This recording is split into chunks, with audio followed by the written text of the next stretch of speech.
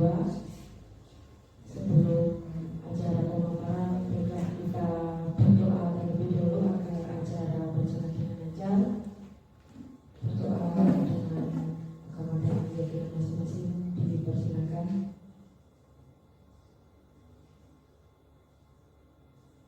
Berdoa selesai. Untuk acara yang pertama yaitu langsung saja sambutan yang disampaikan oleh Ibu Kepala Sekolah Ibu Lisi Daryani, kami persilakan.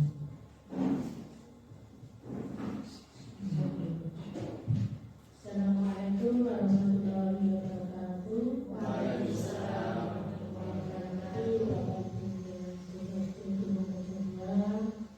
Khusus Bu Mardiana yang pada siang ini akan melaksanakan aksi nyata dengan topik diseminasi budaya positif di SDN Tulung Rejo 2.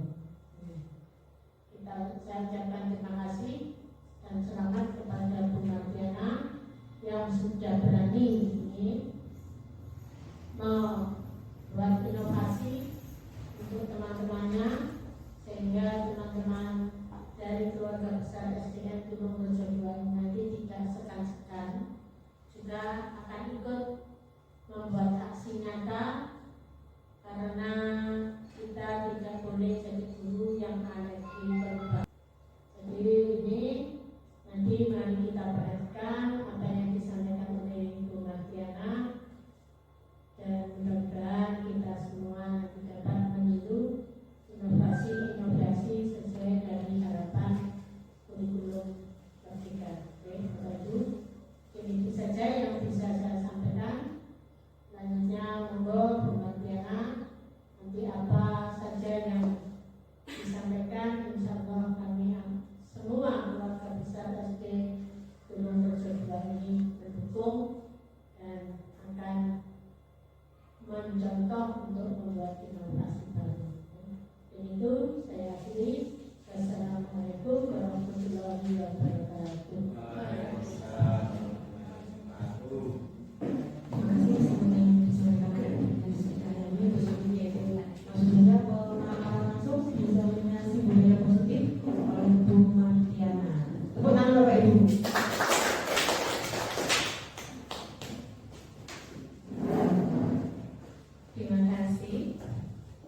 Assalamualaikum warahmatullahi wabarakatuh. Selamat siang Bapak Ibu. Siang. Semangat? Semangat. Apa semangat?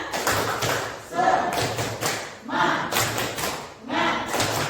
Semangat. Yang terhormat Ibu Kepala SDN Tulung Rejo 2, Ibu Lisi Daryani SPD, yang kami hormati Bapak Ibu Dewan Guru beserta staf SDN Tulung Rejo 2. Pertama-tama adalah kita mengucap syukur kehadirat Allah Subhanahu wa Ta'ala karena kita telah diberikan kesehatan dalam acara diseminasi budaya positif. Terima kasih atas partisipasi Bapak Ibu. Di sini saya tidak akan menggurui, tetapi saya akan berbagi tentang budaya positif yang saya pelajari di pendidikan guru penggerak. Saya adalah guru penggerak angkatan 9 dari Kota Batu, Jawa Timur. Dan ini nanti akan kita lakukan untuk kemajuan sekolah kita. Silakan ya Bu. Nah Bapak Ibu, apa itu budaya sekolah? Monggo, siapa yang mau berpendapat? Silakan angkat tangan. Apa itu budaya sekolah? Monggo, iya Bu Ani. Kalau menurut saya budaya sekolah itu sifatnya seperti kebiasaan yang dilakukan di sekolah tersebut. Iya, benar sekali. Mungkin ada Bapak Ibu yang berpendapat lain. Menurut Bu Ani adalah kebiasaan yang di sekolah. Iya, Bu Nuri. Saya kegiatan yang setiap hari dilakukan dan anak-anak itu jadi akhirnya terbiasa dengan kegiatan tersebut. Iya, benar sekali. Terima kasih. Nah, untuk selanjutnya, mengapa budaya sekolah itu penting? Mengapa budaya sekolah itu penting? Monggo. Ya, benar kembali, monggo. Karena dengan budaya sekolah itu anak-anak jadi mempunyai kebiasaan yang baik yang diajarkan oleh bapak. Iya, betul Betul sekali, beri tepuk tangan buat guru. Selanjutnya, iya, budaya sekolah itu adalah sekumpulan nilai yang melandasi perilaku, tradisi, kebiasaan keseharian, dan simbol-simbol yang dipraktikkan oleh kepala sekolah, guru, petugas administrasi, siswa, dan masyarakat sekitar sekolah. Jadi itu budaya sekolah itu harus dilakukan oleh pihak-pihak semua warga sekolah dan masyarakat sekitar. Kemudian yang kedua, budaya sekolah itu nanti akan berpengaruh pada prestasi dan perilaku sekolah serta menjadi dasar untuk siswa akan bisa meraih prestasi. Selanjutnya, akhirnya dari budaya sekolah tadi akan tercipta sebuah budaya positif, yaitu merupakan nilai-nilai, keyakinan-keyakinan, dan kebiasaan-kebiasaan di sekolah yang berpihak pada murid agar murid itu dapat berkembang menjadi pribadi yang kritis, penuh hormat, dan bertanggung jawab. Nanti kalau sebenarnya di sekolah kita pembiasaan-pembiasaan budaya positif sudah ada, ya kan? Bapak Ibu seperti upacara hari Senin, kemudian senam pagi, kemudian ada Jumat bersih, ada pembiasaan sholat berjamaah. Itu sebenarnya sudah kita terapkan di sekolah kita, dan itu nantinya akan membentuk karakter profil pelajar Pancasila. Selanjutnya, di dalam diseminasi nanti ini Bapak Ibu itu ada beberapa eksplorasi konsep budaya positif. Ada 8. Yang pertama adalah perubahan paradigma teori kontrol. Yang kedua, makna disiplin dan nilai kebajikan universal. Yang ketiga, hukuman, konsekuensi, dan restitusi. Yang ketiga, motivasi perilaku manusia. Yang kelima, keyakinan kelas. Kemudian yang keenam, kebutuhan dasar manusia. Yang ketujuh, 5 posisi kontrol guru dan segitiga restitusi. Selanjutnya yang pertama, kita akan percobaan Bapak Ibu. Kita akan melakukan percobaan cobalah juga. Jadi ada A dan B. A adalah Bapak Ibu dan yang B adalah teman Bapak Ibu yang di sebelah. Ya, minta tolong sobekkan sebuah kertas. Oke. Ya. Kemudian tuliskan sesuatu atau benda yang sangat berharga untuk Bapak Ibu. Oke. Tuliskan dulu, monggo. Ya. Oke. Kertas. Monggo dituliskan dulu sesuatu atau benda yang menurut Bapak Ibu sangat berharga bagi Bapak Ibu. Saya beri waktu 2 menit. Silakan dituliskan yang sangat berharga bagi Bapak Ibu. Boleh benda, boleh sesuatu yang sangat berharga. Kalau sudah, letakkan kertas tadi, sobekkan kertas tadi yang sudah dengan tuliskan itu di salah satu tangan Anda. Dan genggamlah dengan erat dengan segala daya panjangnya. Dengan membuat sebuah kepalan seperti ini, ya. Sudah? Tidak usah diangkat Pak Sugeng. Oke. Bergantian dulu ya, Pak Sugeng dengan Pak Seno, Pak Un dengan Bu Nuril, terus Bu Nuril dengan Bu Nar, kemudian Bu Nana dengan Bu Ilis, Bu Nana dengan Bu Ani. Siapa dulu yang jasa A, siapa dulu yang jasa B. Jadi yang A itu mengapalkan tangannya dulu. Nah, yang B berusaha sekuat tenaga dengan berbagai cara supaya A tadi membuka kepalanya. Boleh membujuk, boleh menghardik, boleh mengintimidasi, boleh memarahi, boleh menggoda, boleh menggeliti, bahkan menawari uang supaya yang A tadi membuka kepalanya. Siap Bapak Ibu? Siap? Oke, kita mulai ya. Siap? Yang pertama sudah, saya hitung sampai 3. 1, 2, 3.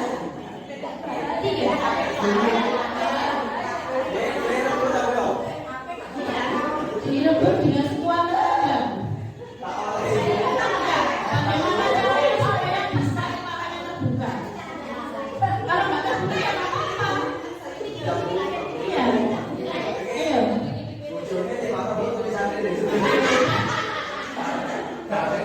Ayo, sudah? Oke, siapa yang mau mempresentasikan hasil percobaannya tadi di depan? Monggo. Nggih, salah satu kelompok tadi monggo Bapak Ibu. Boleh yang mana, boleh tidak mana monggo. Berkalian dulu mungkin masuk sama Pak Sena dulu. Monggo. Pak. Monggo Pak. Ya, di sini monggo. Pak Sena dan Pak Sugeng. Yang mengepalkan tangan tadi siapa Pak? Pak Sugeng. Pak Sena ya? Ya, apa yang terjadi Pak? Tadi mencoba merebut dari kepala Pak Sugeng, tapi dengan kegigihan Pak Sugeng nggak bisa direbut. Iya. Ya, genggaman kertas yang sudah ditulis tadi. Oh iya, Pak Sugeng monggo. Mengapa jenengan gigi sekali tadi? Saya lebih mempertahankan ini karena cara memintanya agak sopan.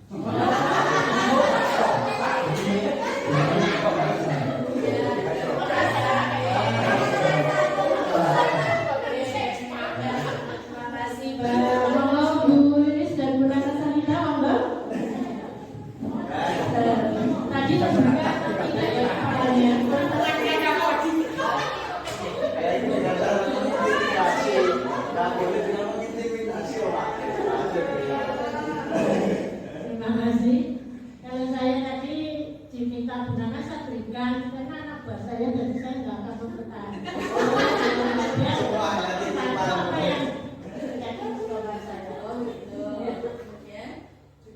Tadi saya belajar menulis, alhamdulillah mudah. Menulis langsung diberikan kepada saya. Terima kasih. Nah, mungkin Pak dan Bu Nur itu? Oh, nggak boleh ya. Monggo, monggo.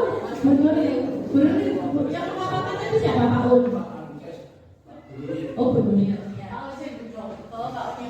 Saya tadi sudah berusaha untuk meminta kertasnya sudah dibuka, sudah saya ragu.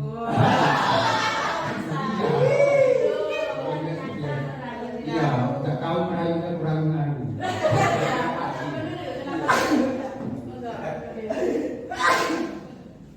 Saya tidak mau membuka karena saya tidak membantu saya.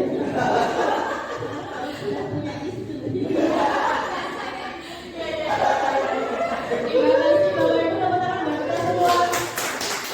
Dari percobaan Bapak Ibu tadi, apa yang bisa kita ambil pelajaran dari situ? Kira-kira? Ya Bu. Kita harus memberikan sesuatu itu karena juga harusnya memang dipertahankan karena acaranya nggak sopan, apa juga karena dulu tadi katanya sudah punya istri merayu temannya. Kalau saya karena saya daripada saya dirayu tunangan terima kasih Bu. Jadi dari percobaan kita itu Bapak Ibu ya, itu gambaran dari kontrol diri kita. Jadi yang bisa membuka, menutup tangan kita tadi itu siapa? Diri kita sendiri. Apa kita bisa kontrol orang lain? Tidak bisa. Sama dengan seperti itu, kita kepada diri kita, apakah kita bisa mengontrol? Ada bisa, ada tidak. Nanti kita akan buktikan untuk slide selanjutnya. Ya. Jadi tadi kita ambil tadi ya, kontrol itu pada diri kita sendiri. Ini adalah perubahan paradigma dari teori kontrol. Okay. Teori kontrol yang dulu itu adalah guru mengontrol murid. Ini adalah sebuah ilusi. Okay. Ini kalau dulu kan kita, oh saya tak suruh begini mau, gitu ya. Kalau saya suruh supaya belajar ketinggian lagi dengan diberikan penghargaan, oh mau, gitu ya. Tapi itu sebenarnya adalah ilusi Bapak Ibu. Ini adalah perubahan paradigma dari kontrol kita. Kemudian yang kedua, semua penguatan positif itu bermanfaat dan efektif. Ya.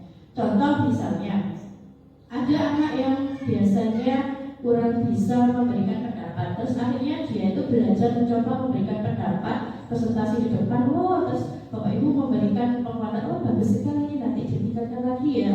Itu boleh kita lakukan. Tapi kalau misalnya tidak kita lakukan setiap hari, maka apa yang akan terjadi pada dia? Dia akan lebih semangat lagi. Dia harus dipuji terus, begitu. Kemudian ilusi yang ketiga ya, kritik dan membuat orang merasa bersalah itu dapat menguatkan karakter. Ini adalah sebenarnya ilusi dan itu salah. Kadang Bapak Ibu kalau misalnya dikritik orang lain, perasaan Bapak Ibu bagaimana? Ada yang marah juga. Apakah itu juga akan menguatkan karakter sendirinya? Karakter sendirinya apakah akan dikuatkan? Kadang kita malah merasa down. Iya Banda? Ya, itu adalah ilusi. Kemudian yang selanjutnya, orang dewasa memiliki hak untuk memaksa. Nah, ini adalah sesuatu paradigma teori yang salah ya. Anak kecil itu, murid kita, anak kita di rumah, semuanya punya hak untuk memilih pilihannya. Kadang kita arahkan ini tidak boleh seperti ini, tapi kan dia tetap mau ingin tahu seperti itu. Seperti yang kita di kelas juga. Nah, itu. Kemudian selanjutnya, nah ini adalah perubahan paradigma teori kontrol. Ya, ada stimulus respon, ada teori kontrol. Kalau dalam stimulus respon, realitas atau kebutuhan kita sama, itu anggapannya seperti itu. Semua orang melihat hal yang sama. Kita mencoba mengubah orang agar berpandangan sama dengan kita. Kemudian perilaku buruk dilihat sebagai suatu kesalahan. Kemudian orang lain itu bisa mengontrol saya. Saya bisa mengontrol orang lain. Pemaksaan ada pada saat bujukan itu gagal. Kemudian di sini di stimulus respon model berpikirnya adalah menang kalah. Tapi beda dengan teori kontrol. Kalau teori kontrol, realitas kebutuhan kita itu berbeda. Setiap orang memiliki gambaran yang berbeda.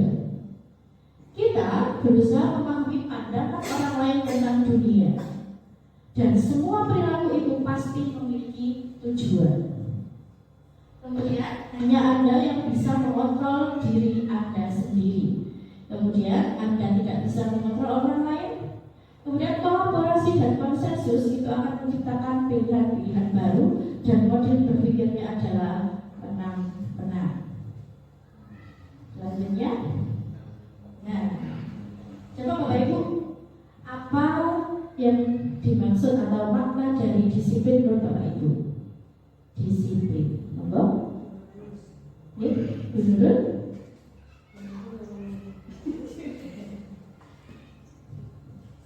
Menurut saya disiplin itu adalah melaksanakan segala sesuatu sesuai dengan jadwalnya.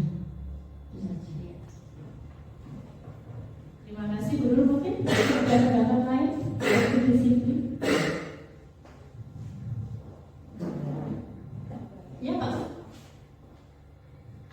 Disiplin itu segala sesuatu harus berjalan sesuai dengan waktu dan tempatnya. Jadi menurut Bapak Ibu disiplin itu adalah kita melakukan sesuatu sesuai dengan waktu yang tepat dan sesuai aturannya. Kita lihat apa itu disiplin. Nah, disiplin itu berasal dari bahasa Latin, yaitu disiplina, yang artinya belajar. Belajar. Makna asal dari kata ini itu berkonotasi dengan disiplin diri dari murid-murid Sokrates dan Plato. Disiplin diri membuat orang menggali potensinya menuju sebuah tujuan, apa yang dia hargai. Jadi kalau dia menghargai sesuatu, dia pasti disiplin. Namun dalam budaya kita di Indonesia, makna kata disiplin itu telah berubah menjadi sesuatu yang dilakukan seseorang para orang lain untuk mendapatkan kepatuhan. Disiplin terhadap peraturan sekolah dan seperti itu. Kemudian kecenderungan umum adalah menghubungkan kata disiplin dengan ketidaknyamanan, bukan dengan apa yang kita hargai atau pencapaian suatu tujuan mulia. Contoh misalnya seperti ini. Kadang anak-anak itu kalau kita pas pembelajaran kan dia harus mendengarkan, memperhatikan, tidak boleh rame. Kadang itu kan ada anak yang dia tidak nyaman. Kenapa kamu tidak nyaman? Saya ngantuk bu, saya bosan seperti itu. Nah, itulah disiplin. Disiplin sebenarnya artinya belajar. Tapi kalau kita di sini kebanyakan budayanya adalah kita harus patuh kepada peraturan. Selanjutnya, ya, disiplin positif adalah salah satu penerapan disiplin yang bertujuan untuk menumbuhkan kesadaran serta memberdayakan murid untuk melakukan sesuatu tanpa adanya ancaman, hukuman atau penghargaan. Dan di sini murid akan memiliki motivasi intrinsik yang berdampak jangka panjang. Oke. Jadi hukuman dan penghargaan itu sebenarnya sama. Oke. Lanjut, makna disiplin dan nilai kebajikan. Seseorang yang memiliki disiplin diri berarti mereka bisa bertanggung jawab terhadap apa yang dilakukannya karena mereka mendasarkan tindakan mereka pada nilai-nilai kebajikan. Nah, selanjutnya di sini ada lagi Bapak Ibu, nilai-nilai kebajikan dari tiap organisasi itu ada nilai kebajikan tersendiri. Kalau di sini kita profil pelajar Pancasila itu ada 6, yaitu beriman, bertakwa kepada Tuhan Yang Maha Esa dan berakhlak mulia, mandiri, bernalar kritis, berkebinekaan global, bergotong royong dan kreatif. Kemudian dari Ibu Primary Years Program itu ada sikap murid, yaitu toleransi, rasa hormat, integritas, mandiri, menghargai, antusias, empati, keingintahuan, kreativitas, kerjasama, percaya diri, dan komitmen. Jadi tiap organisasi itu berbeda dengan kebajikan yang ditentukan. Kemudian ada 9 pilar karakter dari IHF atau Indonesian Heritage Foundation, yaitu yang pertama, cinta Tuhan dan segenap ciptaannya, kemandirian dan tanggung jawab, kejujuran atau amanah, diplomatis, hormat dan santun, dermawan, suka menolong dan gotong royong, percaya diri, kreatif dan bekerja keras, kepemimpinan dan keadilan, baik dan rendah hati, toleransi, kedamaian dan kesatuan. Sebenarnya ada beberapa lagi, tapi banyak itu nanti. Tapi kalau kita mengacunya ke profil pelajar Pancasila, ini nilainya kebajikannya. Selanjutnya, nah, Bapak Ibu, motivasi tindakan manusia itu ada 3.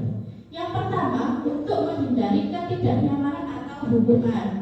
Nah, contohnya apa yang terjadi apabila saya tidak melakukannya? Contoh, kalau misalnya saya datang pagi supaya tidak kena marah Bu Inis, mungkin seperti itu ya. Itu namanya motivasi eksternal. Itu namanya motivasi eksternal. Karena itu kita motivasinya misalnya datang pagi supaya tidak kena marah ibu kepala sekolah, misalnya seperti itu contohnya. Kemudian yang kedua, untuk mendapatkan imbalan dari orang lain atau institusi. Jadi kita melakukan sesuatu supaya saya dapat imbalan begitu. Nah, itu juga namanya motivasi eksternal. Tapi dari motivasi eksternal itu apakah akan berdampak jangka panjang? Tidak. Ya. Kemudian yang berdampak jangka panjang itu adalah yang ketiga, menghargai diri kita sendiri.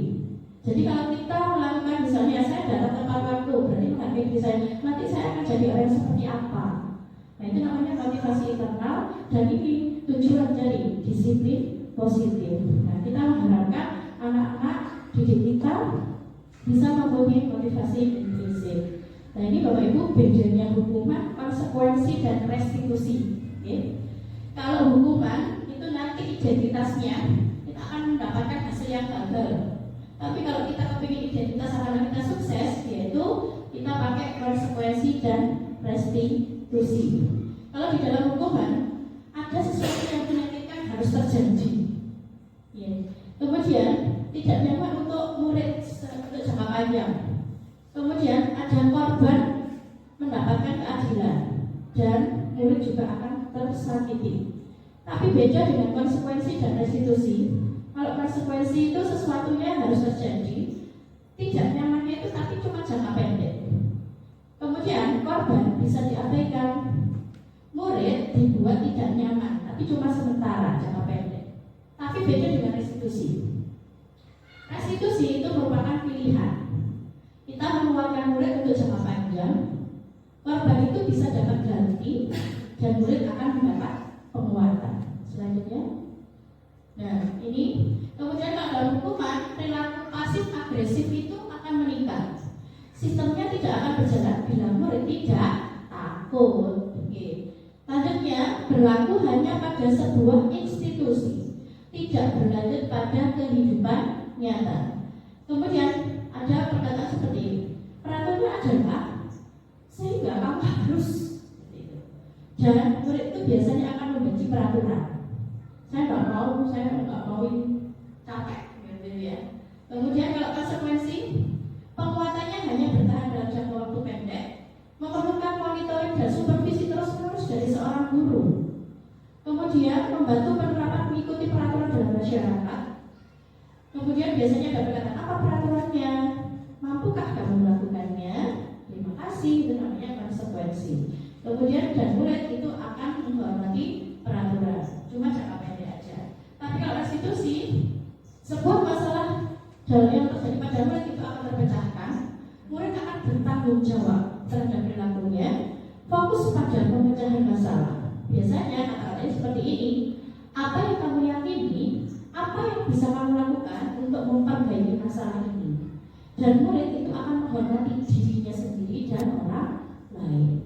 Selanjutnya, nah ini negatif. Nah, kalau yang hukuman nanti akhirnya jadi negatif. Kalau yang konsekuensi itu akan netral. Kalau restitusi akan positif hasilnya. Contoh yang hukuman, awas kalau dilakukan lagi ya, nanti awas kamu. Dan kodenya paksaan.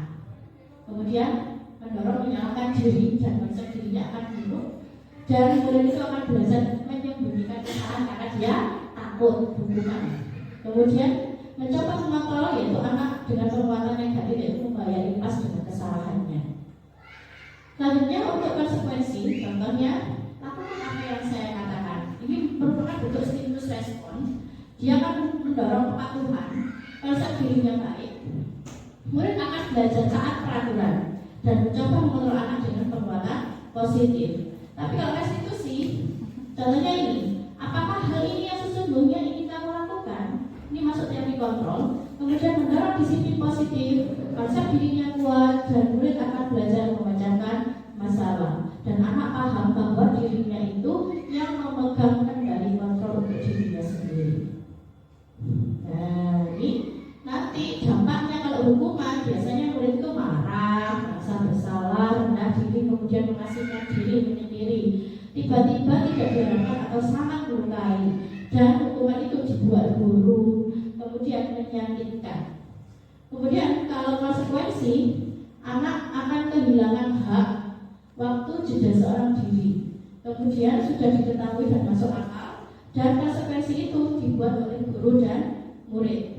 Kemudian membantu guru untuk menyatakan peraturan, melakukan peringatan dan menerapkan konsekuensi. Kalau restitusi, murid itu tidak kehilangan waktu, namun dia bersemangat untuk memperbaiki dirinya. Kemudian berupa undangan untuk mengadakan restitusi, ini dibuat oleh murid sendiri.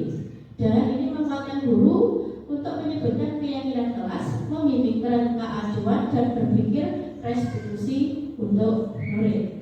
Selanjutnya, nah, Bapak Ibu, di sini ada beberapa pernyataan. Nah, ini termasuk hukuman atau konsekuensi ya. Mungkin nanti Bapak Ibu silakan katakan ya.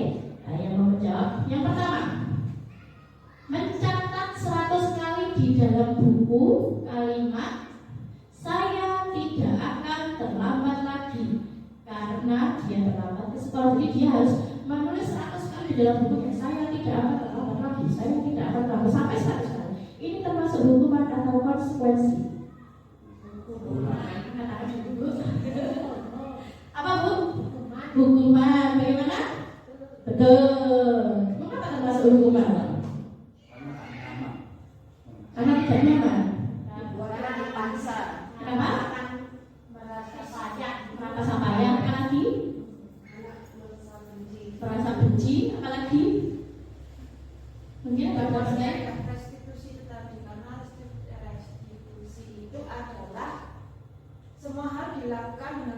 sama antara guru dengan anak. Iya. Berarti kalau itu kan termasuk hukuman, berarti tidak sesuai dengan kesalahan yang dia lakukan kan, kesalahannya terlambat. Kenapa hukumannya harus menuliskan gitu ya? Nah, makanya termasuk hukuman. Oke, selanjutnya lari mengelilingi lapangan basket 2 kali karena terlambat hadir di sekolah. Bapak Ibu, iya menurut hukuman, ya mengapa? Iya, kekerasan hukuman fisik ya. Selanjutnya membersihkan coretan yang dibuatnya di meja tulis. Konsekuensi ya, sesuai dengan yang dia perbuat. Murid diminta untuk push up 15 kali karena tidak menggunakan masker ke sekolah. Hukuman. Selanjutnya menggantikan kertas tugas teman yang telah dicoret-coret. Konsekuensi. Berjemur di lapangan basket pukul 12 siang karena ngobrol dengan teman. Hukuman. Selanjutnya murid diminta bertelanjang kaki sepanjang hari karena tidak menggunakan sepatu warna hitam sesuai peraturan sekolah. Hukuman. Tepuk tangan Bapak Ibu. Tidak sama antara hukuman dan konsekuensi. Bagaimana Bapak Ibu? Paham ya? Paham. Siap kita menjalankan di sekolah? Ya. Selanjutnya ini. Tadi saya mengatakan bahwa penghargaan itu sama dengan hukuman. Jadi dihukum oleh penghargaan, ya. Bahwa penghargaan berlaku sama dengan hukuman dalam arti meminta atau membujuk seseorang melakukan sesuatu untuk memenuhi suatu tujuan tertentu dari orang yang diminta atau membujuk, dan dorongannya itu eksternal dan akan ada faktor ketergantungan. Di kelas pasti Bapak Ibu pernah misalnya kalau anak yang mengerjakannya tepat benar biasanya ada penghargaan, entah bintang atau apa, mungkin dikasih sesuatu permen. Menurut Bapak Ibu, itu akan berdampak jangka panjang atau tidak? Dalam jangka panjang atau tidak? Iya. Kenapa?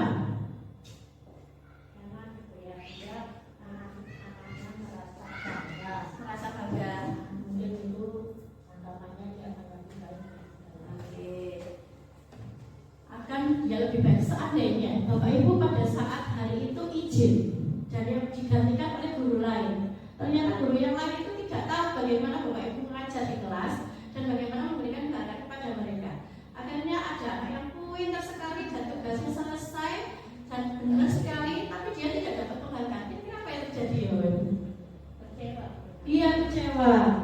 Dia kecewa. Iya, benar. Berarti penghargaan itu jangka panjang atau pendek ya? Iya pendek, karena dia akan tergantung.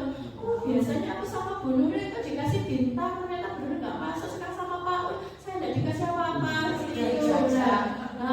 Ya, kalau pas guru kelasnya yang ada, misalnya pas tidak ada acara di kelas atau apa, pas ada di kelas masih bisa. Tapi kalau digantikan dengan guru lain itu pasti kalau guru lain itu tidak tahu seperti biasanya, pasti akan merasa apa ya? Oh saya biasanya dapat penghargaan sekarang enggak, gitu ya, jadi akan kecewa, begitu ya Bapak Ibu. Nah itu makanya penghargaan itu sama dengan hukuman. Ya. Beberapa dampak pemberian penghargaan. Yang pertama ada pengaruh jangka pendek, ada pengaruh jangka panjang. Yang kedua, penghargaan tidak efektif. Penghargaan ini akan efektif jika dilakukan pada suatu hal tertentu, misalnya ada perlombaan kasih penghargaan. Tapi kalau dalam pembelajaran setiap hari itu tidak efektif karena menimbulkan ketergantungan. Kalau dikasih penghargaan saya nggak akan antusias lagi, nggak akan pintar lagi, mungkin seperti itu. Kemudian selanjutnya penghargaan akan merusak hubungan. Yang dapat penghargaan itu terus. Biasanya nanti akan merasa iri teman-temannya yang lain gitu ya. Pasti si juara satu itu saja gitu ya. Kita membaca. Iya. Selanjutnya penghargaan mengurangi ketepatan, ya. Kemudian selanjutnya penghargaan menurunkan kualitas. Kemudian penghargaan mematikan kreativitas. Ini maksudnya adalah kalau kita sering misalnya ada seorang yang memang sudah pandai sekali, dia ikut lomba untuk mendapatkan penghargaan. Setelah itu tidak ada penghargaan lagi, maka kreativitasnya, kualitasnya dia akan menurun.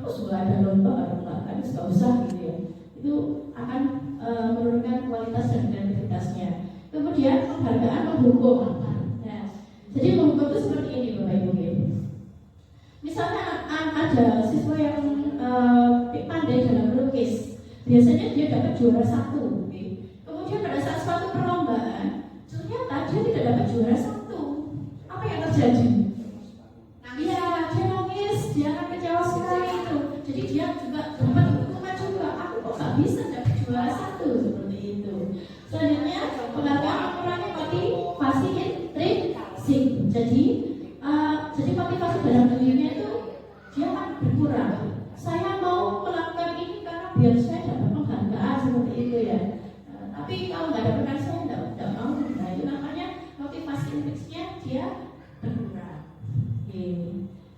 Selanjutnya, nah ini restitusi ya. Restitusi itu adalah proses menciptakan kondisi bagi murid untuk memperbaiki kesalahan mereka sehingga mereka bisa kembali pada kelompok mereka dengan karakter yang lebih kuat. Ini menurut Gosen. Selanjutnya, restitusi adalah proses kolaboratif yang mengajarkan murid untuk mencari solusi untuk masalah dan membantu murid berpikir tentang orang seperti apa yang mereka inginkan dan bagaimana mereka harus memperlakukan orang lain. Contohnya seperti ini, Bapak Ibu.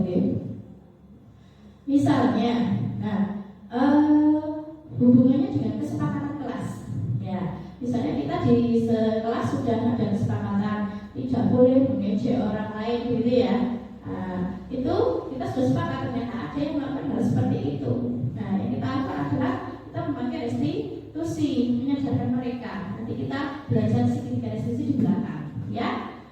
Selanjutnya, ini ciri-cirinya. Yang pertama, bukan untuk menebus kesalahan, tapi belajar dari kesalahan. Kemudian memperbaiki hubungan, maksudnya adalah memperbaiki hubungan antara si korban dengan yang melakukan.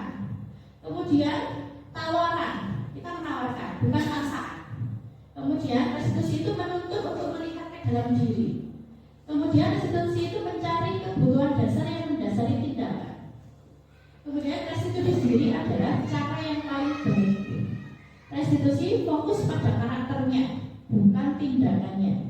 Kemudian restitusi menguatkan, restitusi fokus pada solusi, dan restitusi mengembalikan murid yang berbuat salah pada kelompoknya. Ini ciri-cirinya restitusi. Selanjutnya Bu, nah ini keyakinan kelas. Kita hubungannya sama restitusi adalah keyakinan kelas. Mengapa sih keyakinan kelas? Mengapa tidak peraturan kelas saja? Mengapa Bapak Ibu mungkin ada yang berpendapat? Mengapa dinamakan keyakinan kelas? Mengapa tidak peraturan kelas saja? Gitu. Karena di sekolah kita juga punya peraturan. Mengapa berapa?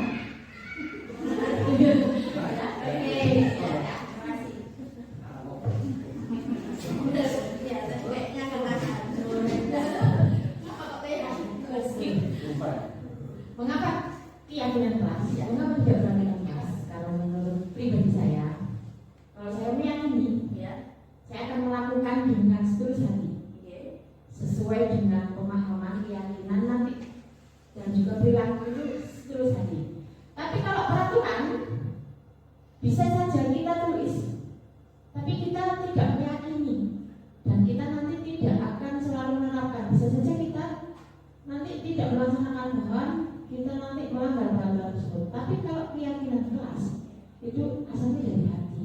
Dan kita nanti kalau sudah meyakini tersebut, maka bisa nanti berlaku, perbuatan, perkataan sesuai keyakinan.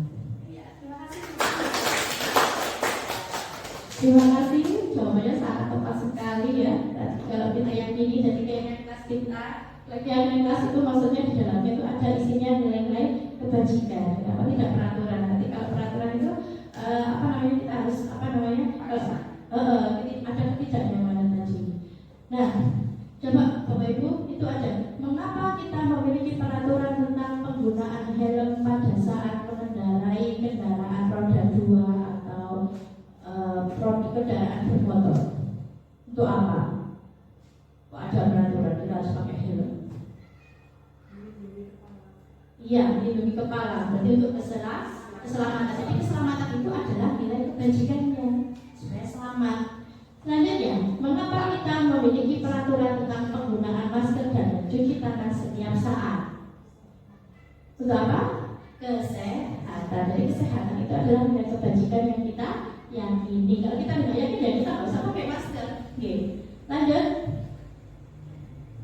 Nah, pembentukan keyakinan kelas. Jadi pembentukan itu lebih bersifat abstrak, berupa pernyataan-pernyataan universal. Pernyataan dibuat dalam bentuk positif. Kemudian keyakinan kelas itu dibuat tidak terlalu banyak Bapak Ibu. Kita buatnya cuma 3 atau 4 atau 5 saja. Keyakinan kelas sebaiknya sesuatu yang dapat diterapkan di lingkungan tersebut. Semua warga kelas ikut berkontribusi dalam pembuatan keyakinan kelas melalui kegiatan curah pendapat. Kemudian bersedia meninjau kembali keyakinan kelas dari waktu ke waktu. Jadi prakteknya seperti ini ya Bapak Ibu. Jadi yang pertama kita akan lakukan, jadi kita jelaskan kepada anak-anak apa itu keyakinan kelas. Kemudian tujuannya untuk apa, manfaatnya. Kemudian kita ajak mereka bercurah pendapat, ya, menyampaikan pendapatnya. Oh Bu, misalnya coba kita buatnya pertamanya itu peraturan-peraturannya ada di kelas. Jadi contohnya misalnya tidak membuang sampah sembarangan seperti itu. Setelah pendapat semua anak-anak itu kita kita tampung, bisa kita pakai seperti ini, sticky note. Nah, jadi kita bagikan per anak biar dia menuliskan di sini. Kemudian dia menempelkan di kertas plano yang kita tempelkan di depan.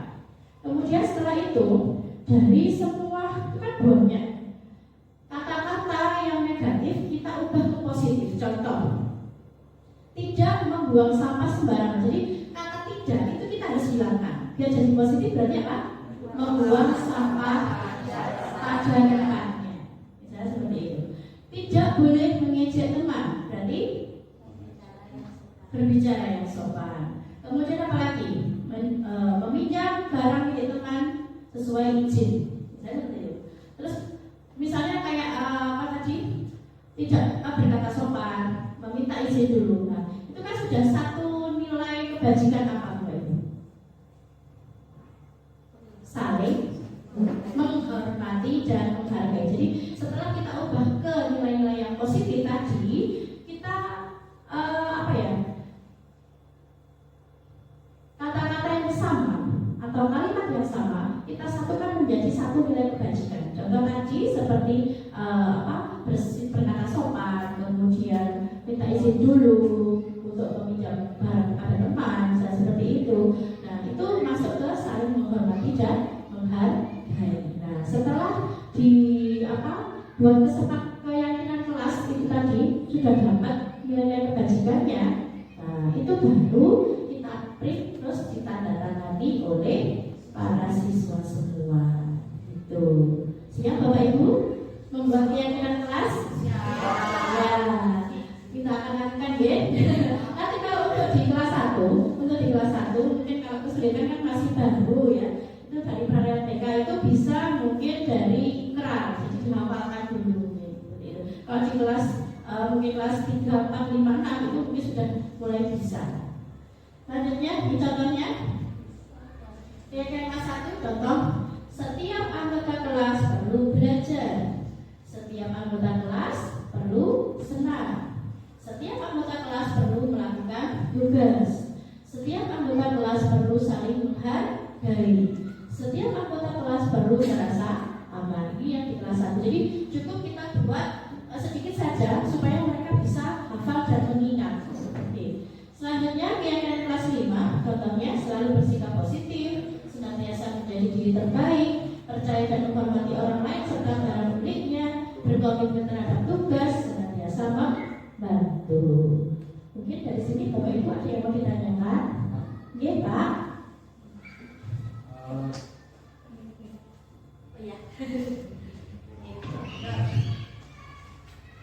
Ini ada hubungannya dengan teori penguatan. Kita dulu itu kuliah gitu ya, atau workshop gitu kan, itu ada teori penguatan.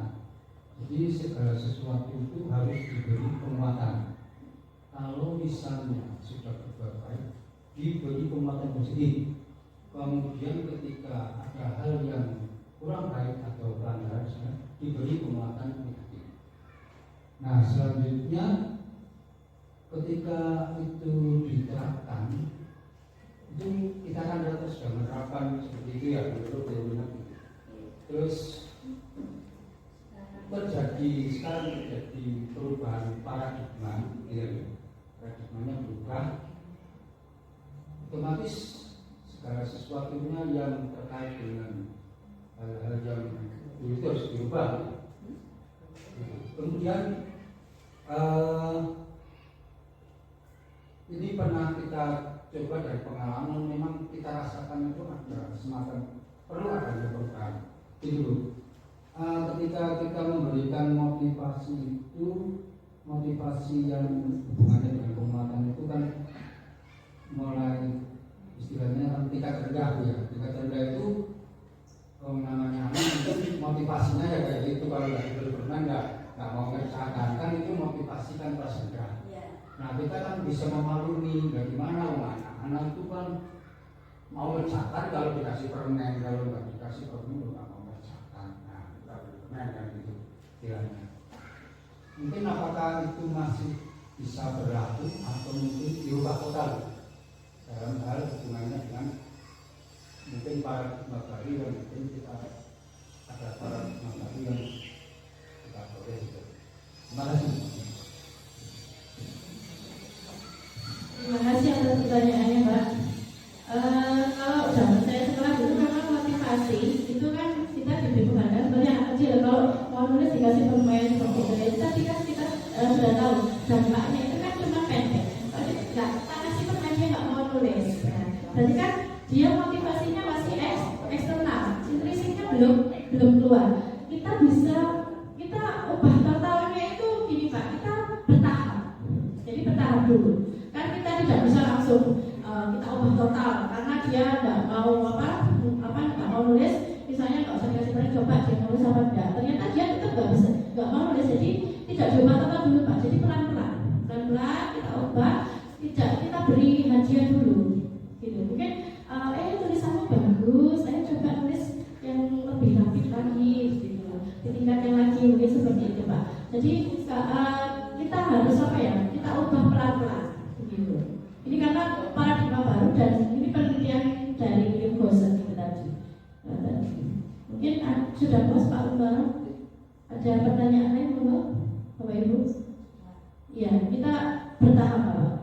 Ya, kita bertahap, kita untuk menumbuhkan disiplin positif tadi. Jadi kita menumbuhkan motivasi intinya dia supaya jangka panjang Pak, bukan jangka pendek. Gitu. Lanjut ya. Nah, ini Bapak Ibu. Kemarin Bapak Ibu saya beri angket untuk mengisi nomor 135 ya. Itu hubungannya dengan kebutuhan dasar manusia. Kebutuhan dasar manusia itu ada 5. Itu kebutuhan bertahan hidup, ya makan, minum, seperti itu. Okay. Kemudian kebutuhan kasih sayang dan rasa diterima. Kita butuh untuk diterima di kalangan teman-teman, di keluarga, kita butuh disayang, seperti itu. Okay. Kadang kalau kita sendiri, teman-teman kita misalnya berkumpul kemudian ngobrol kita sendiri kan kita kayak merasa saya ini diterima apa enggak ya sama teman-teman ya, saya disayang enggak, seperti itu ya. Kemudian kebutuhan kebebasan itu bebas berekspresi sesuai dengan kebutuhan dan minat kita. Kemudian kesenangan, kita juga butuh kesenangan ya. Kemudian kita butuh penguasaan di sini kita bukan menguasai, tapi di sini kita maksudnya diakui tentang kompetensi kita, itu maksudnya penguasaan di situ. Keadaan itu kan ada di kelas nih. Murid kita pas sudah dikasih tugas usil kepada temannya. Itu terjadi di kelas 6 kemarin.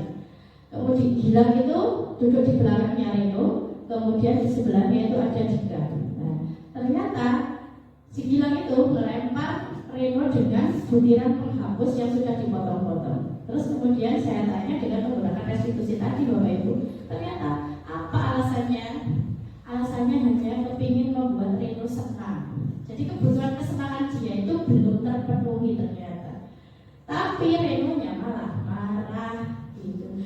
Gilang hanya kepingin membuat Reno senang, tapi Reno-nya responnya dia marah pada saat mengerjakan tugas diganggu gitu. Nah itu saya melakukan penerapan restitusi itu tadi, ternyata kebutuhan kesenangannya yang belum Ibu, 5 posisi kontrol seorang guru. Yang pertama penghukum, yang kedua pembuat rasa bersalah, yang ketiga sebagai teman, yang keempat sebagai pemantau, dan yang kelima sebagai manajer. Yang penghukum itu biasanya kata-katanya seperti ini: patuhi aturan saya atau awas. Kamu itu selalu saja salah, selalu pasti kamu yang selalu terakhir selesai. Oh ini pasti ya gitu ya, selalu terakhir selesai gitu ya. Kemudian kalau pembuat rasa bersalah misalnya begini: ibu sangat kecewa sekali dengan kamu. Berapa kali bapak harus memberitahu kamu ya? Gimana coba kalau orang tahu, tua kamu tahu kamu berbuat begini? Nah ini pernah saya lakukan, saya di posisi ini juga, di posisi penghukum juga pernah. Tapi bapak ibu ya sebagai teman, ayo bantulah demi bapak ya. Ayo ingat tidak bantuan bapak selama ini. Ya sudah, kali ini tidak apa-apa, nanti dibantu bereskan. Ini saya juga pernah ya bapak ibu. Mungkin bapak ibu juga mungkin pernah juga. Nah ini sebagai pemantau, ayo peraturannya apa yang pernah kamu lakukan, sanksi atau konsekuensinya apa. Saya juga pernah. Dan posisi yang sebenarnya yang paling baik adalah manajer. Contohnya adalah apa yang kita yakini. Jadi kembali ke keyakinan kelas yang sudah kita buat. Apakah kamu meyakininya? Jika kamu meyakininya, apakah kamu bersedia memperbaikinya? Jika kamu memperbaiki ini, hal ini menunjukkan apa tentang dirimu? Kemudian apa sih rencana kamu untuk memperbaiki hal ini? Jadi anak-anak diajak berpikir tentang kesalahannya, terus solusinya apa, terus apa yang harus dilakukan supaya tidak melakukannya lagi. Itu yang manajer. Oke? Nah, lanjutnya. Oke, ini segitiga restitusi. Apa itu segitiga restitusi? Suatu proses dialog yang bisa dijalankan guru atau orang tua agar dapat menghasilkan murid yang mandiri dan bertanggung jawab. Oke. Selanjutnya, nah ini prosesnya segitiga restitusi ada 3, yaitu menstabilkan identitas, kemudian validasi tindakan yang salah, kemudian menanyakan keyakinan. Kalau kita menstabilkan identitas itu pasti kita mengatakan begini. Nah, setiap orang itu pasti pernah melakukan kesalahan. Kamu itu bukan satu-satunya yang pernah melakukan hal ini. Nah, seperti itu. Kemudian kalau kita validasi tindakan yang salah, nah itu kita tanya begini: kamu tentu punya alasan mengapa melakukan itu. Kemudian adakah cara yang lebih efektif untuk mendapatkan apa yang kamu butuhkan? Itu pertanyaannya, contohnya. Kemudian kalau menanyakan keyakinan, kita kembali ke keyakinan kelas kita. Keyakinan kelas apa yang telah kita sepakati? Nah, misalnya itu berarti kamu itu melanggar atau tidak? Nah, kemudian kamu itu ingin menjadi seperti apa? Gitu. Terus misalnya kesalahannya dia, misalnya sudah menyobek kertas temannya. Terus lalu apa solusi permasalahannya? Apa yang akan kamu lakukan? Apa yang rencana perbaikan kamu? Mulai kapan kamu akan melakukan? Seperti itu yang menanyakan keyakinan. Oke, sampai sini Bapak Ibu ada yang menanyakan? Banyak. Ya, monggo Pak.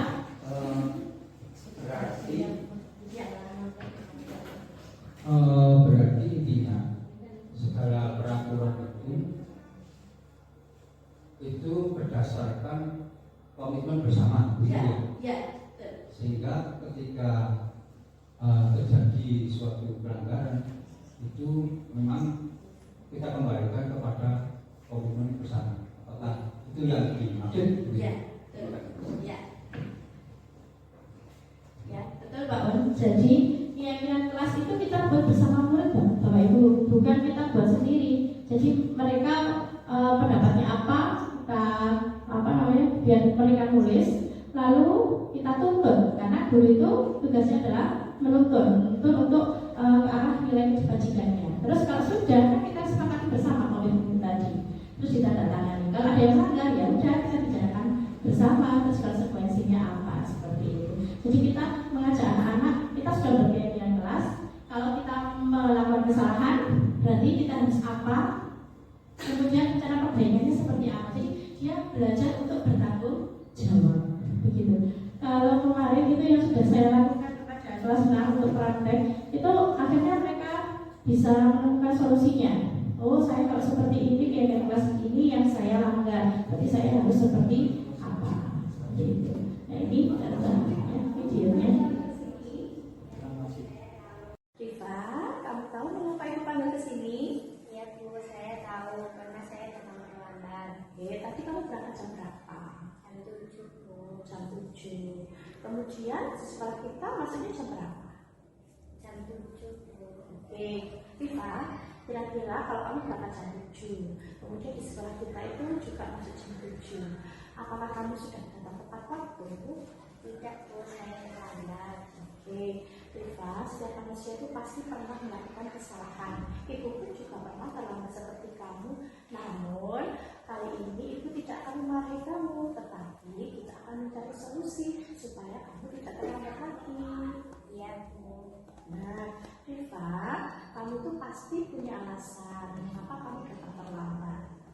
Iya Bu, saya pernah nyampe sampai larut malam itu pun terlalu malam.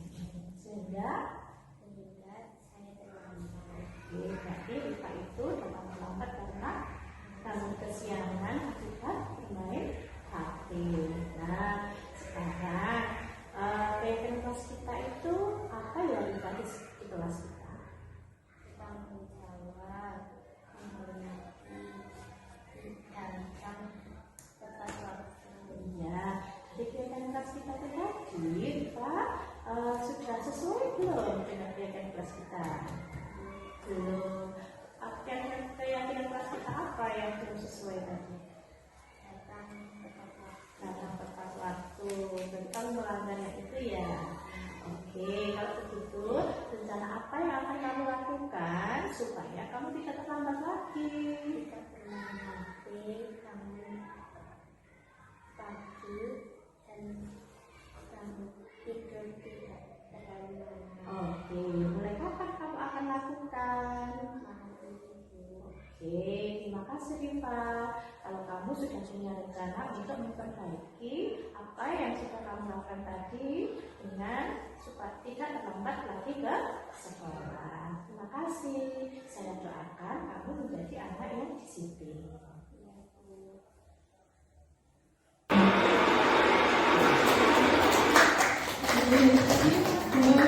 Video saya dengan Rifa itu tadi untuk memenuhi tugas saya yang ada di pendidikan guru penggerak, yaitu membuat video tentang penerapan segitiga restitusi. Karena kemarin Rifa terlambat beberapa hari datang ke sekolah. Tadi akhirnya saya coba untuk membuat segitiga restitusi. Mungkin Bapak Ibu dari video tadi bisa diterapkan juga di kelasnya masing-masing. Ini adalah sebuah sharing dari saya. Mohon maaf apabila ada kesalahan. Terima kasih dan mungkin ada pertanyaan lagi sebelum saya tutup. Mungkin Pak Monggo.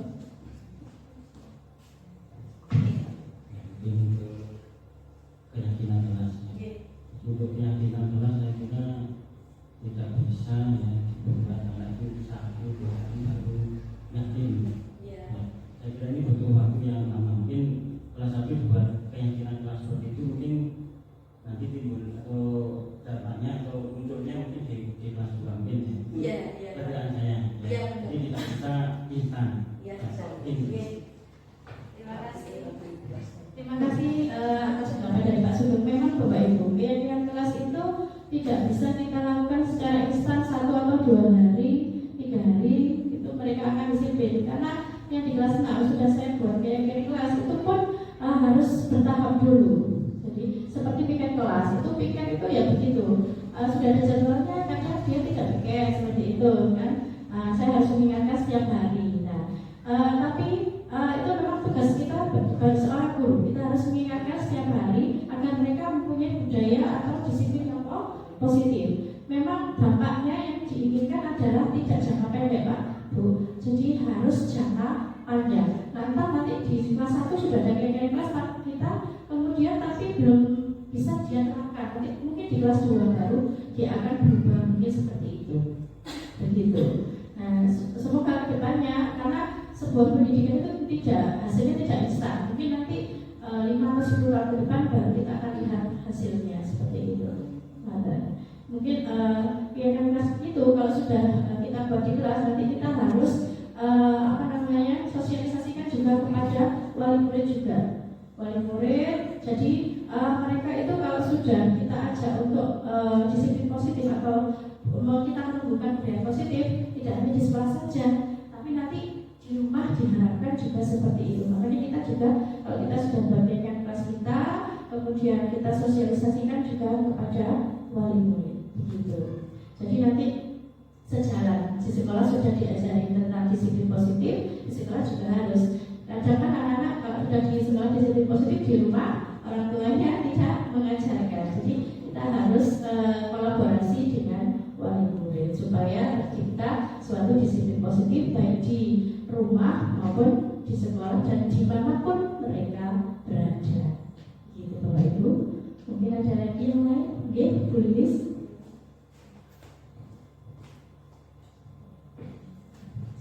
Terima kasih. Jadi ini perasaan Mardiana dengan anak kelas 6 kita yang saya tanyakan karena kita ini guru SD dalam kelas waktu pembimbingan itu kan tidak ada waktu khusus. Mungkin ada trik-trik untuk bimbingan anak tadi, kapan waktunya atau waktu kita membimbing satu anak IPA yang lain bagaimana, apa kita beri waktu khusus dengan sekolah atau apa mungkin ini karena kita di SD ada di kelas dan nggak punya guru bimbing khusus. Terima kasih. Terima kasih Bu pertanyaannya. Kemarin saya melakukan dengan Riva dan satunya Radit itu saya lakukan adalah setelah jam pelajaran selesai. Karena kalau pada saat jam pelajaran saya melakukan bimbingan di sini, mereka pasti akan ramai, begitu. Pasti akan ramai dan nanti malah gaduh dan mengganggu teman-teman yang lain dan tugasnya tidak selesai. Jadi trik saya adalah setelah selesai pembelajaran, begitu.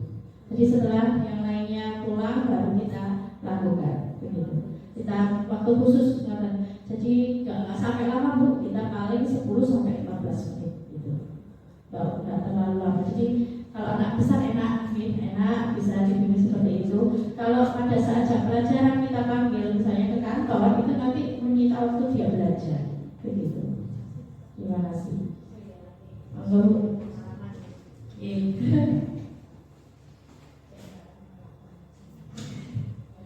Terima kasih. Mungkin ini ada pengalaman. Kalau waktu dulu itu nggak ada istilah keyakinan itu, cuma saya pernah melakukan selaku guru kelas 6 dan saya melihat perkembangan siswa di kelas 5. Kebetulan saya tetap dijadikan wali kelas 6. Jadi kesepakatan itu saya buat awal 1 minggu setelah istilahnya sekarang MBLS ya. Itu saya buat kesepakatan dengan anak-anak karena kelas 5 itu kebetulan anaknya itu laki-lakinya banyak.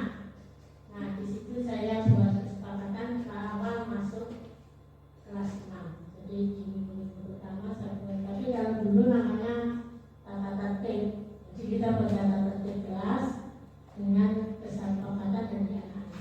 Ini mungkin untuk pengalaman juga. Jadi tidak di tengah-tengah perjalanan kita buat kesepakatan, tapi kalau memang itu perlu juga bisa dilakukan. Jadi paling tidak awal kita memahami anak yang naik ke kelas itu baru kesepakatan kita buat, tapi kalau dulu namanya tata tertib kelas. Ini monggo, kalau bisa diamalkan mungkin paling tidak kita tahu anak di bawah kelas yang kita pegang itu pada contoh saja. Terima kasih.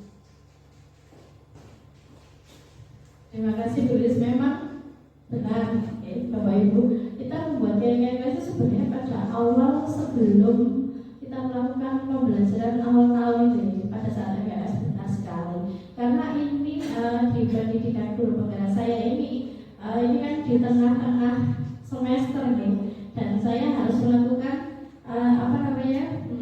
penyebaran pemahaman melalui diseminasi ini karena ini sudah di tengah-tengah semester. Tidak apa-apa Bapak Ibu, misalnya sekarang di kelas Bapak Ibu Ibu belum ada keyakinan kelas, tidak apa-apa, kita buat sekarang tidak apa-apa, tidak masalah itu, karena keyakinan kelas itu tidak di awal tahun kita buat terus itu berlangsung selama setahun, tidak. Karena itu tadi keyakinan kelas kita harus pantau dari waktu ke waktu. Gitu. Jadi sesuai dengan pendapat siswa, oh sudah dijalankan ini, ternyata siswanya tidak nyaman Bu diganti ini. Nah, jadi kita harus pantau dari waktu ke waktu. Memang sebenarnya awal sebelum anak masuk, memang kita awal sebelum pembelajaran berlangsung pada saat MPLS kita buat itu. Tapi bisa juga di tengah-tengah semester ini kita buat, nggak apa-apa. Karena itu tadi kita harus merevisi dari waktu ke waktu. Gitu. Terima kasih Bu Iris. Mungkin kalau itu yang lain, mungkin Bu Nurul. Terima kasih Bu Mat. Kalau tadi saya mendengar ada hukuman, ada konsekuensi, dan ada restitusi. Nah, misalnya dalam restitusi itu ada anak yang melanggar. Nah, melanggar dari atau anak itu melakukan kesalahan, ya. Nah itu apakah yang harus kita lakukan? Kalau kita misalnya memberikan konsekuensi, nah berarti kita sudah dari keluar dari restitusi itu sendiri. Atau kita berikan hukuman atau kita berikan sanksi, kita juga sudah keluar dari restitusi. Nah itu bagaimana yang harus kita lakukan? Terima kasih pertanyaannya Bu Nurul. Itu tadi Bu. Jadi kalau ada anak yang melakukan kesalahan, itu tidak kita kasih hukuman atau konsekuensi, tapi kita melakukan dengan cara segitiga restitusi tadi. Ada 3 tahapnya tadi. Yang pertama, menstabilkan identitasnya dulu. Kita tanyakan seperti tadi. Setiap orang itu pasti, misalnya tadi kayak Rifa terlambat nih. Saya gini, setiap orang itu pasti melakukan kesalahan. Kamu kan tadi kesalahannya apa? Datang terlambat Bu, gitu ya. Terus Bu guru pun juga pernah datang terlambat. Jadi kita stabilkan dulu. Kemudian yang kedua, kita validasi tindakannya dulu. Dan kita tanyakan, mengapa sih kamu terlambat? Pasti kamu punya alasan. Dan alasannya itu Bu, dia mengatakan, saya itu kalau malam itu main HP, nge-game sampai malam sampai lupa, akhirnya bangunnya kesiangan dan pagi tidak dibangunkan ibu. Itu adalah validasi tindakannya yang salah. Kemudian setelah itu yang ketiga, kita harus menanyakan keyakinan kelasnya yang sudah kita buat. Jadi kita tidak memberikan konsekuensinya. Jadi kita tanyakan kalau dia itu berbuat salah, terus mengapa dia berbuat seperti itu, kan dia tahu alasannya. Terus akhirnya kita cari keyakinan kelas kita itu apa yang dapat melanggar, terus solusinya apa. Jadi dia sendiri yang menemukan solusinya seperti apa. Jadi dia bisa menemukan solusi dan memperbaiki dirinya. Jadi kita bukan memberikan konsekuensinya. Begitu. Jadi tadi kan itu masuk ke segitiga restitusi. Terus itu efeknya ke teman-temannya. Biasanya kalau ada teman yang melanggar, itu kan temannya itu pasti iri. Nah itu apa yang kita lakukan? Oke, temannya ini. Jadi kita begini Bu. Kita di kelas, kita kita kan sudah kesepakatan dengan murid kita. Kita punya keyakinan kelas kita.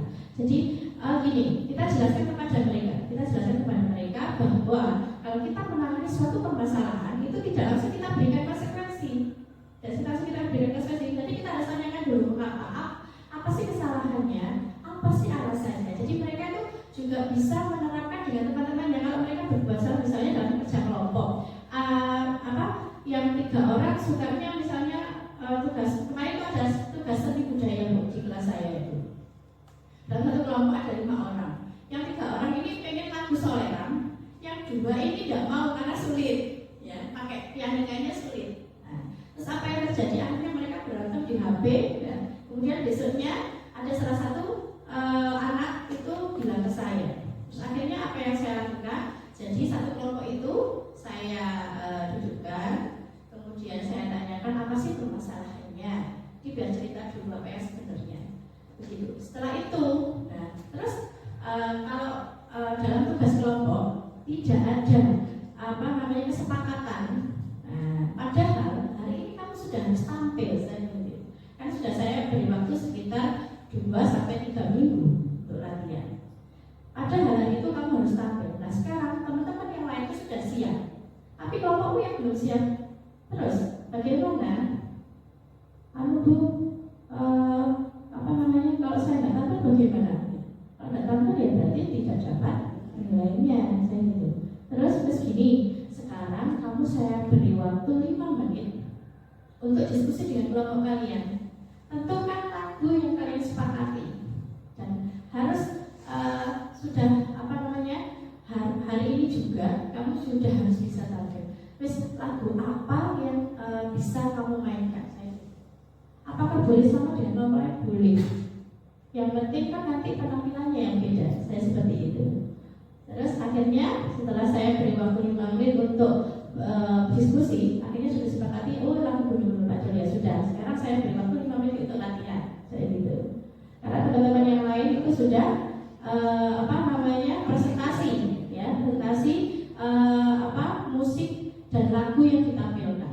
Dan mereka alhamdulillah dengan berbagai kompetensi, ada yang suka main pianika, ada yang menyanyi, ada yang main apa itu namanya tamborin, apa itu ecek-ecek kelubuk, nah itu bisa. Terus setelah saya beri waktu 5 menit tadi untuk belajar, akhirnya dia bisa tampil. Terus setelah itu saya tanya lagi, setelah itu saya refleksi. Dan sekarang kalau dalam kerja kelompok, kalau misalnya kalian tidak ada kesepakatan, tidak ada satu pendapat untuk menampilkan hasil kelompok kalian, apa yang terjadi? Saya gitu Bu, refleksi. Oh begini Bu, saya tidak bisa menampilkan ini, saya begini. Terus apa yang terjadi di kelompok kalian? Kenapa kok beda pendapat dan sampai ada yang berkata kasar, saya gitu? Oh ini Bu, wis berarti itu sudah mengerti kelas kita yang apa? Saling menghormati. Jadi situ Bu, jadi mereka saya kasih kesempatan untuk berpendapat, untuk mencari solusinya seperti itu Bu. Dan restitusi ini adalah sebuah, saya juga masih belajar, juga masih bertanya disiplinnya seperti apa nantinya itu yang akan kita. Padahal kalau dulu kan kita setelah ada peraturan kita harus tata tertib seperti itu. Sekarang ada paradigma lagi begitu. Jadi kita harus sebagai guru kita harus belajar tentang perubahan itu tadi, menerapkannya juga di kelas.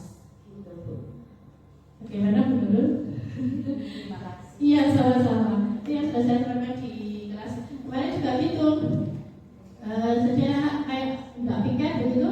Mereka oke, kita buat kesepakatan yang nggak piket, berarti konsekuensinya apa, seperti itu piket atau minggu atau seperti apa itu, tapi harus disepakati semua begitu. Itu sudah bagian dari restitusi begitu. Monggo, Ibu Bapak yang lain, Pak Sena, Pak Sugeng, sudah? Oke, terima kasih atas kerjasama dan partisipasinya dari Bapak Ibu. Mohon maaf apabila ada kesalahan baik perbuatan maupun perkataan saya, dan saya juga masih belajar. Kita juga belajar bersama, bukan saya yang lebih pandai, hanya Allah yang paling pandai. Terima kasih. Wassalamualaikum warahmatullahi wabarakatuh.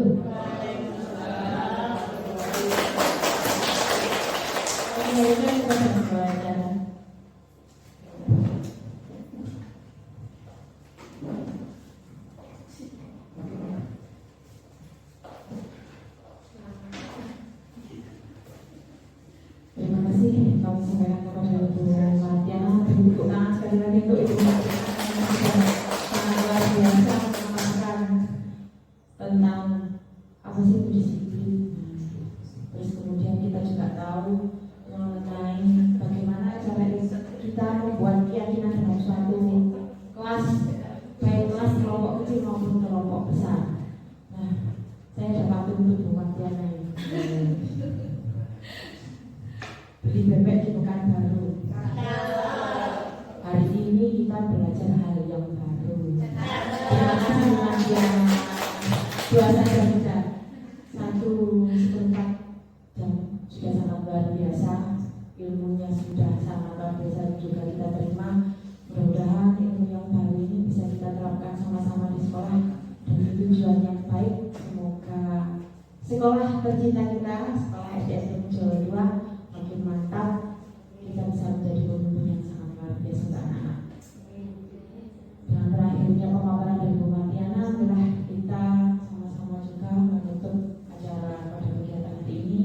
Semoga apa yang kita terima dan Bu Martiana sampaikan bisa bermanfaat bagi kita semua.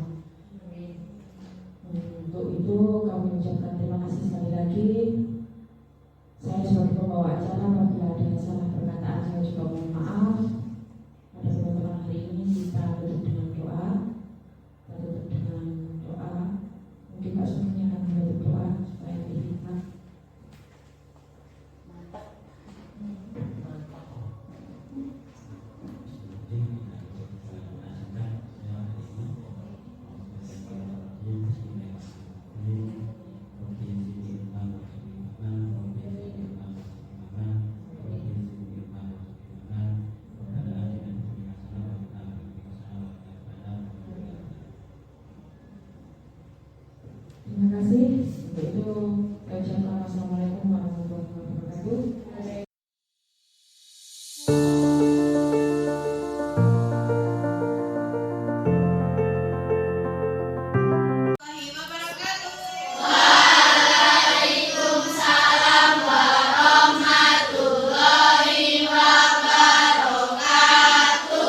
Selamat pagi.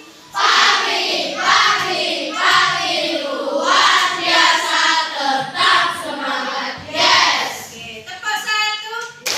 Tepuk 2.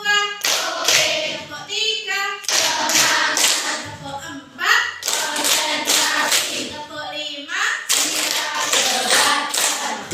Nah, anak hari ini kita akan membuat keyakinan kelas.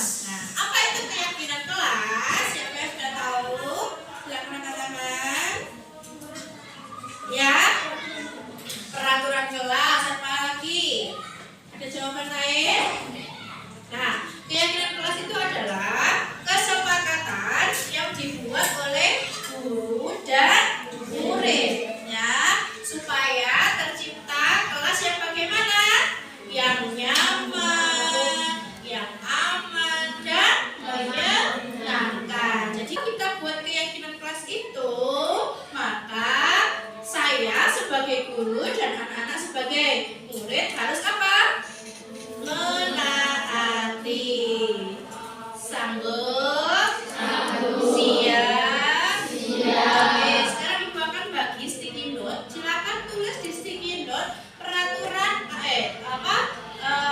kita buat kesepakatan seperti apa yang kamu inginkan untuk di kelas kita. Misalnya, contohnya apa? Ya? Iya, tidak boleh melakukan bersama boleh. Silakan dituliskan sesuai dengan kalian di sini ya. Setelah kalian tulis, nanti bisa kalian tempel di tas yang sudah saya tempel di sini. Ya? Ya. Beri waktu 2 menit untuk menuliskan keyakinan. Pakai ballpoint ya.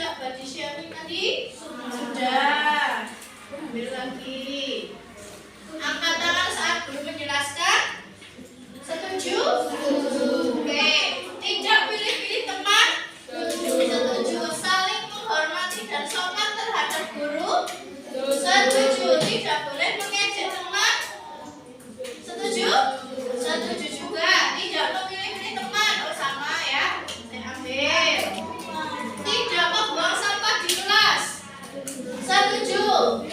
Tidak boleh memanggil teman dengan nama orang tua. Sama ya. Tadi. Datang ke sekolah tepat waktu. Setuju. Tidak mengejek teman. Sama. Menghargai teman. Ya. Menghargai dan menghormati guru dan teman. Sama ya. Saya ambil satu. Oke. Yang sama kita ambil ya. Kemudian tidak boleh meminjam barang guru sebelum izin. Setuju? Setuju. Tidak makan dan minum di kelas. Setuju. Tidak memanggil teman dengan nama orang tua. Sama ya. Kita ambil. Tidak mencoret-coret meja. Setuju. Tidak mengejek teman. Oh sama. Oke. Tidak memilih teman. Sama tadi. Tidak boleh mengejek tentang fisik. Tadi sama dengan body shaming. Tidak boleh memilih teman. Sama. Saya ambil lagi ya. Tidak menggunakan peralatan guru. Sama yang tadi ya. Oke, tinggal berapa yang kita hitung? 1, 2, 3, 4, 5, 6, 7, 8, 9, 10, 11, 12, 13. Ada 13 di sini beberapa peraturan yang kita tuliskan. Namun di sini penulisannya itu masih ada kata tidak. Nah, sekarang kita akan belajar ya.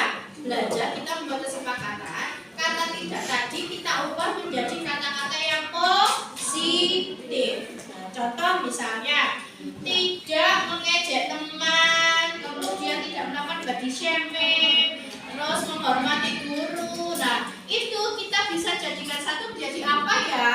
Kata-kata yang baik, yang positif itu apa berarti? Iya, saling menghormati dan menghargai apa? Teman dan siapa?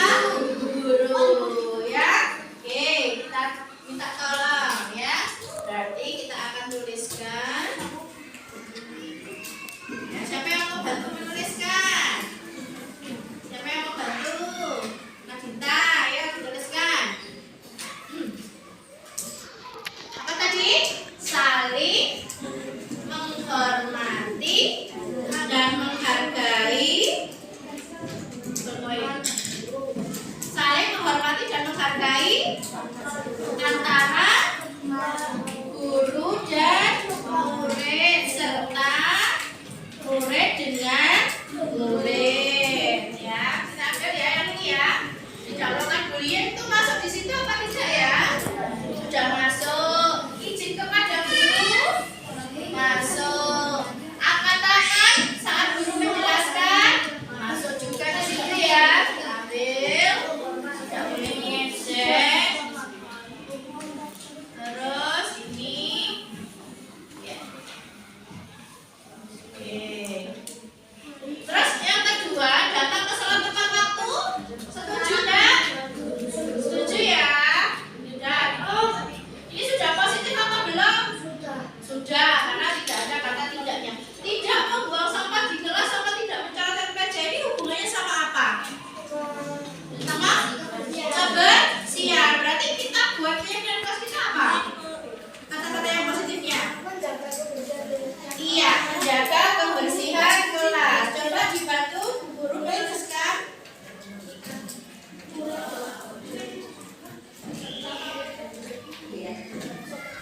Tuliskan dulu. Siapa yang mau bantu? Nah, coba. Nah, ini tulis dulu ya. Menjaga kebersihan kelas. Ya. Terus kalau tidak makan dan minum di kelas ini, masuknya kemana? Hubungannya sama apa nilai kebajikannya? Saling menghormati dan menghargai tadi sudah masuk ya? Nah, oke, sudah selesai dan kita setelah ditambah di sini. Nanti saling menghormati dan menghargai. Kita sudah, ya, ya, ya. Ini sedang ditempel. Oke, yang menjaga kebersihan kelas. Kita sudah dapat berapa kira-kira kelas? 3. Yang pertama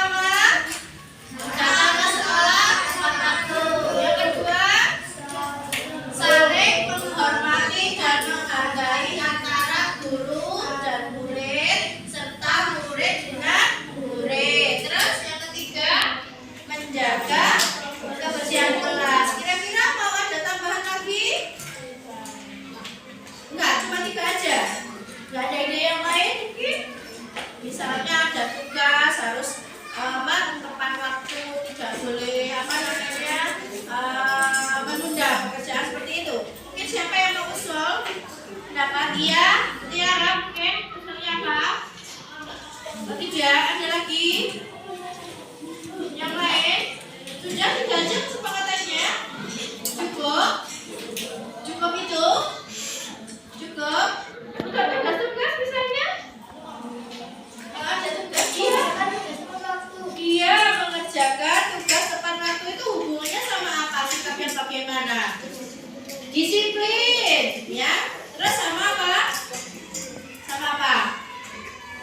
Selain disiplin, apa? Bertanggung jawab. Coba dituliskan, Hafiz. Disiplin. Ya. Oke, kita sudah punya berapa ini anak? 5 keyakinan kelas. Kita ulang yang pertama apa? Datang ke sekolah tepat waktu. Setuju?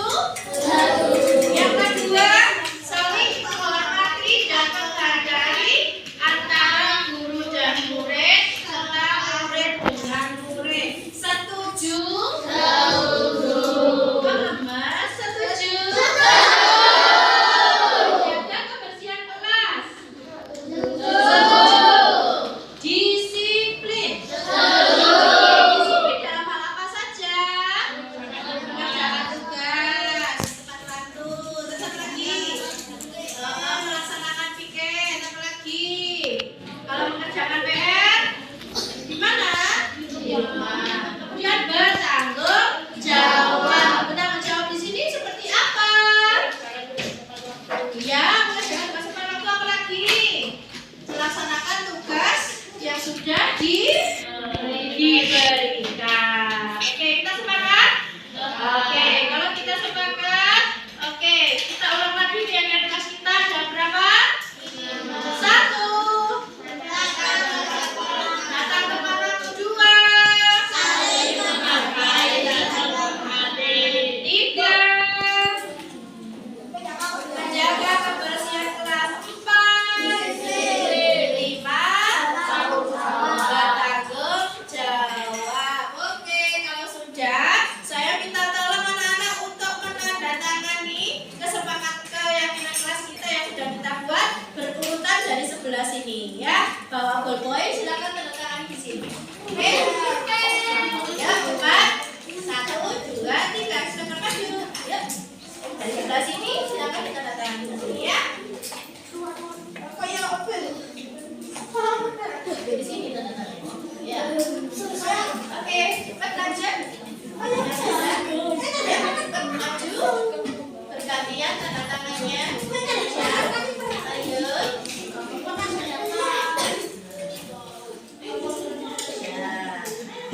Oke. Ayo lanjut. Ya, Tiara, Siva. Silakan tanda tangan satu-satu yang sudah kesepakatan keyakinan kelas 6, ya.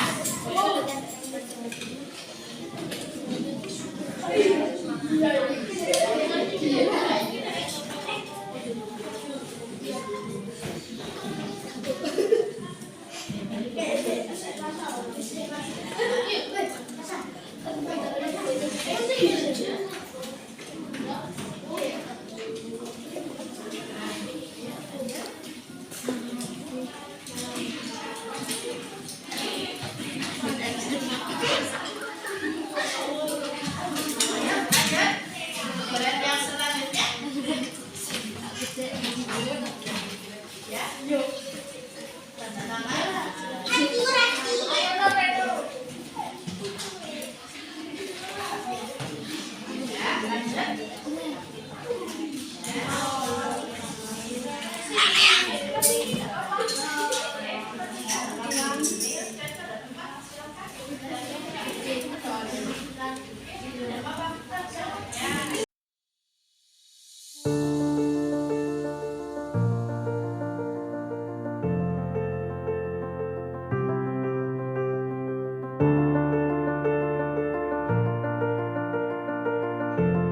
Ya, lanjut. Warahmatullahi wabarakatuh. Perkenalkan, nama saya Nadinta Yunafara. Saya dari kelas 6. Setelah membuat keyakinan kelas, saya terasa nyaman, senang, dan damai. Terima kasih. Wassalamualaikum warahmatullahi wabarakatuh. Assalamualaikum warahmatullahi wabarakatuh. Perkenalkan, nama saya Kirana Meslani, kelas 6 dari SMK Negeri 2. Setelah kelas saya membuat keyakinan kelas, saya terasa nyaman saat belajar karena kelas saya rukun dan damai. Terima kasih. Wassalamualaikum warahmatullahi wabarakatuh. Nama saya Tahna Tifa Putri dari kelas 6 SDN Tulung Rejo 2. Setelah membuat keyakinan kelas, saya merasa menjadi nyaman dan senang. Assalamualaikum warahmatullahi wabarakatuh. Perkenalkan, nama saya Aurel Fata Adanta dari kelas 6 SDN Tulung Rejo 2. Setelah membuat keyakinan kelas, saya menjadi senang dan nyaman. Terima kasih. Wassalamualaikum warahmatullahi wabarakatuh. Warahmatullahi wabarakatuh. Perkenalkan, nama saya Lovita Mutiara Haliza. Saya kelas 6 dari SDN Tulungagung 2. Setelah membuat keyakinan kelas, saya menjadi senang karena kelas menjadi aman, nyaman, dan damai. Terima kasih. Wassalamualaikum warahmatullahi wabarakatuh.